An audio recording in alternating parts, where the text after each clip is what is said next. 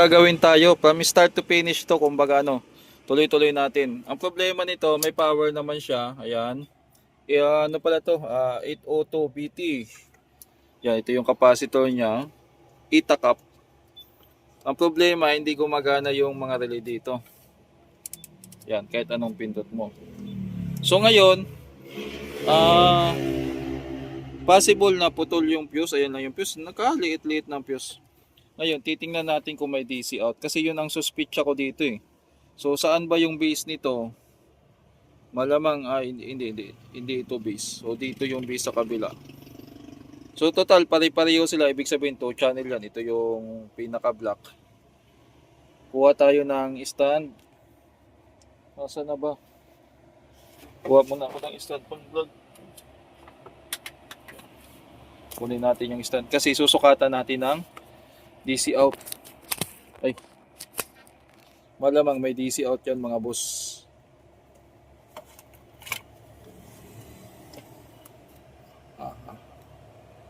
Yan. So gamit itong cute ang liit natin na tester. Kita pa dyan. So lang natin. Oh. Kung malabo man or ano. So hindi kasi kagandahan yung ano nito. Gawin natin dito eh. Gawin natin ng stand. Ayan. So ito ilalagay natin sa ground o sa pinaka-negative nya. Saan tayo mag-ano nito? Malamang sa malamang ay dito. Yung ito, yung gamit pala natin sa ay aning M113. May nagtanong kasi sa akin at paki-details daw ng ano, range. So ito ay auto range na tester. Kusa siyang lumilipat sa voltahe kapag voltage yung susukatin mo. So susukatan natin yung emitter ng mga ano nito, mga paa. So ayan, meron nga siyang DC out na 3 volts. Yung kabila, dapat wala yan. 3, sa kabila naman 3 volts. So kaya hindi gumagana yung relay kasi meron siyang DC out. Ayan o. Naka-body ground kaya itong ano. Sukatin nga natin. Yan, 3 volts yung DC out niya mga boss. Okay? Bago pa to pero sira na agad. Tansya ko dito ang problema, corrosion. Bakit ko nasabi? Kasi may napansin ako dyan sa mga ano niya. Parang nagsisimula na. Ayan o. So, pull out natin yung board nito. Tingnan natin kung magagawa natin ngayon. So, kalasin ko muna. At saka ito pala, palitan na rin natin tong kinalawang na paa. So, saglit lang mga boss. Pull out ko muna yung board dito. Mga boss, kinalasan natin yung mainboard. Ang ano natin dito, agenda natin. Kasi may DC out nga, both left and right. Yung mga pagitan, kasi yan ang madalas dito sa corrosion. Ilalapit natin yan. Tapos, uy! Umabo, nagalaw kasi.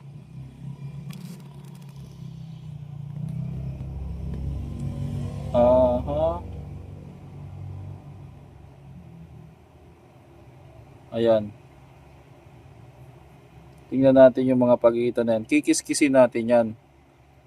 Kung mayroong corrosion na mangyari dyan. Yan, iisa-isay natin yan yung mga gap. Lalo na sa mga transistor na maliliit. Ayan. Iisa-isay natin yan kung may nagdikit or may sumabit katulad nito. Ano? Asa na ba yan banda? May sumabit na yan, may sumabit. So nakakahilo lang to kasi iniisa-isa natin. Ayan, may dumikit na. Ayan, sobra sa hinang ata yan, no? Tanggalin na lang natin mamaya yan. Sa mga pagitan nitong ano, kasi yung mga ganitong board kasi na gamit, mabilis talaga magkurod. Kaya kailangan natin i-double check. So i-atras ko muna. Yan. Nakulay dilaw na yung ano.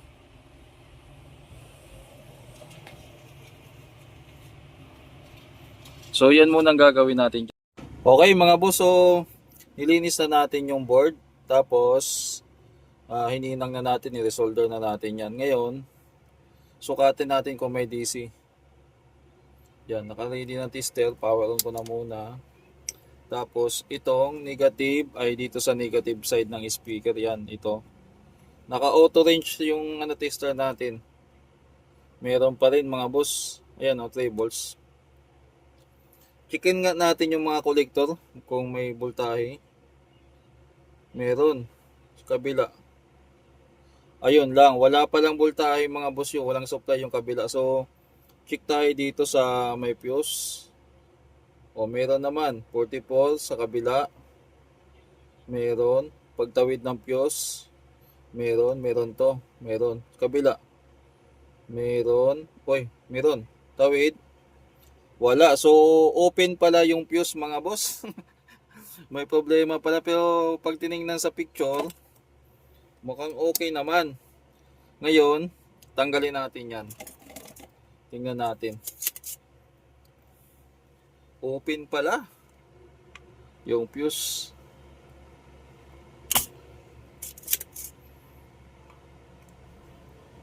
Lagyan natin ng lid para mabilis mabilis matunaw. Tagal kasi matunaw pag So baka may posibleng shorted na transistor dito. Pumutok yung fuse eh. Saan ba yun? Ito. So check natin. Itong isa.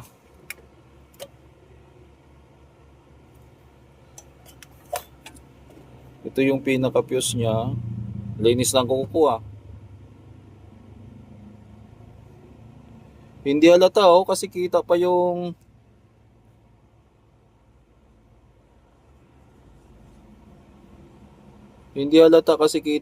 niya eh.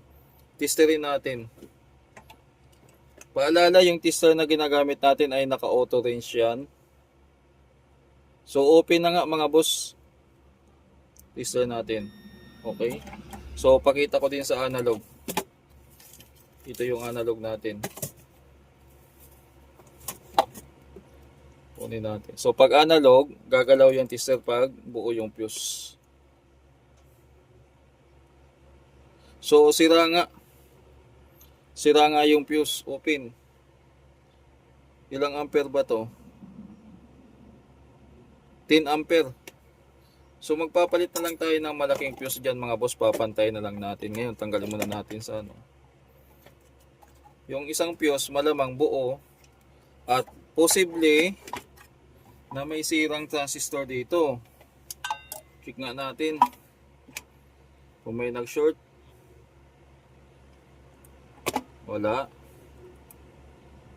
Tama ba yung mali naman yung hawak ko na tester. Check natin ito. Okay. Okay. Okay. Okay naman. Okay, 110 ohms. Okay, pare-pareho ang reading nila mga boss. So para makasiguro, kunin pa natin tong analog. Pakita pa natin sa analog. Sa analog kasi papalo yan. Check natin isa-isa. Naka-range tayo ng times 1. Yan. Kasi nangako ako sa isang viewers na babanggitin ko yung range kapag Nga pala, naka-range ako ng resistance. Hindi po ito nakasaksak. Naka-unplug po to. So balik na rin natin. Okay. Okay, walang palo. So wala naman siyang palong baliktaran. Kabila.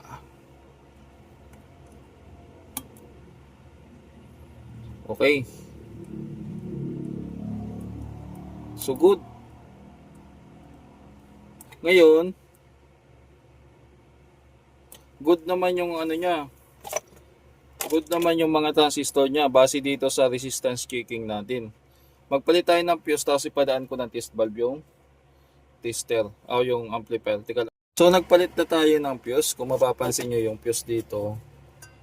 Ayan. malaki na. Ito yung fuse niya na dati. Kumpara nyo, malaki oh. Malaki na din nilagay natin. Ngayon, nakahanda yung tester natin. Ito. Click na natin kung may supply na. Ayun na, namatay pa. So, ayan. Naka-ready na. Power on na natin. Nakadaan ng test valve yan. So, sukatin muna natin yung supply. Sa ano dito, wala dito, di ba? Naka-on ba? O baka hindi ko naikabit yung ano. Nakakabit naman. Tama yung tester natin. O bakit wala pa rin mga boss? Naka-ano. Ayun. Hindi pa pala naka-on dun sa test valve. So check na natin. Ayun, meron na 43. Tapos yung sa baba, ito meron naman dati. Dito yan yung nawala oh. Yan. Tawid. Okay, tapos yung pinaka-output kung may DC pa, wala na. Resistance na yung masisukat nyo kasi wala na siyang DC. Biasing 0.3 0.3 nga pala auto volt kasi itong ginagamit o auto range yung ginagamit natin. Kusa siyang lumilipat yan. Okay, puro 0.3 lahat. Kabila 0.3 0.3 0.3 0.3. So gamitan natin ng ibang tester kasi naka-auto range yung ano para masukat natin kung ilang volts talaga yung DC out. Kasi 3 volts ang nasukat natin dati. Ito, gamitan natin ng tester na iba. Okay, 0.23 0.10. So ayos na to mga boss. Linisan na lang natin tapos i-assemble natin. Pero ngayon dahil gabi na, baka bukas na natin to may tuloy kasi hindi naman tayo makapag sound check ng speaker dito. So ganun muna gagawin natin. Bukas na lang to mga boss ito tuloy. Kasi lilinisan ko pa din yung kasi madumi na. Bubugahan natin ng hangin. Pero bukas na kasi gabing-gabi na eh. Alauna na ata or madaling araw na technically. Okay mga boss, patay muna natin yung ilaw. Op. Yan. So literal, ito siguro yung literal na fuse lang ang sira. So power on natin. Ayun, may power na. Ayun. Uy. May tama pa yung volume. Try natin dito. Kabila.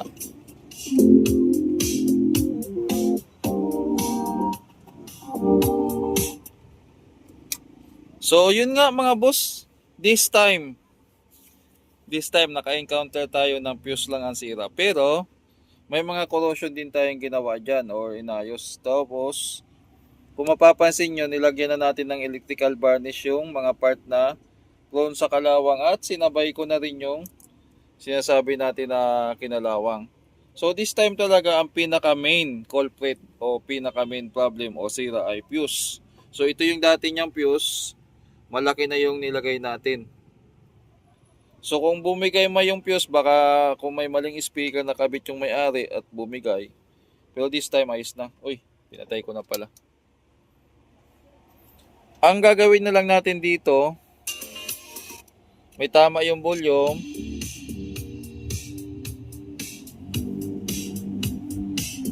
Hindi na rin nagpa-function yung mga pihitan. Ayan o. Pag ginalaw to,